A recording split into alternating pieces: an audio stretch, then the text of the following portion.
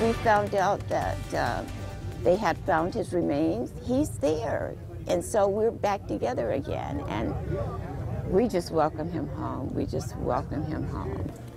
After he disappeared in the 1950s, the remains of a Korean War soldier are finally home with his family.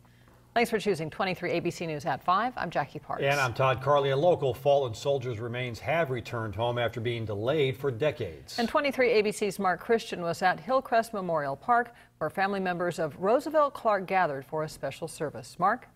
That's right. The Patriot Guard riders escorted the fallen hero home 62 years after he was reported missing. Army Private First Class Roosevelt Clark went missing in action back in 1950, and today he finally came home. I remember the last night that we saw him before he left and was shipped off to Korea.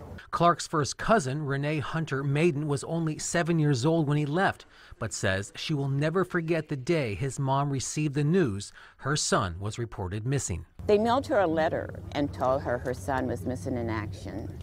And I remember that day when she drove up in her front yard, and she was just devastating. Clark's remains were flown to LAX, then on the way to Bakersfield, met up with the Patriot Guard riders in Frazier Park. We have to show how much we value what they've given, you know. There's a saying, you know, some gave some and others gave all. And in this case, Mr. Clark gave everything, you know, but he's finally home, and we're here to honor that. They escorted the hearse to Hillcrest Mortuary, where extended family members were waiting to have a memorial service. Family members, along with military veterans, watched as the flag-draped casket was carried into the chapel.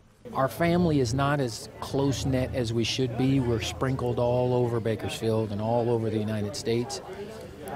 But the importance of him being home, it gives closure. The Arvin native and former BHS student was 18 years old when he was declared missing in action while fighting in Korea. Though his mom had since died, family says she always knew one day he would be found. She missed him, but she understood, I believe, within that someday he would come home.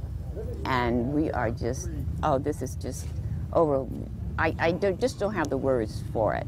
Thanks to DNA testing, Clark's remains were recently identified. Because 62 years is a long time to be missing, and to have someone do what's right in order to find him and make it right, very humbling and honorable.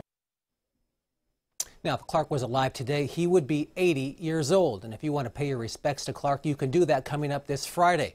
His funeral will be at the People's Missionary Baptist Church, and that's located at 1451 Madison Street. The services begin at 11 a.m., and the public is invited to attend. From the newsroom, Mark Christian, 23 ABC.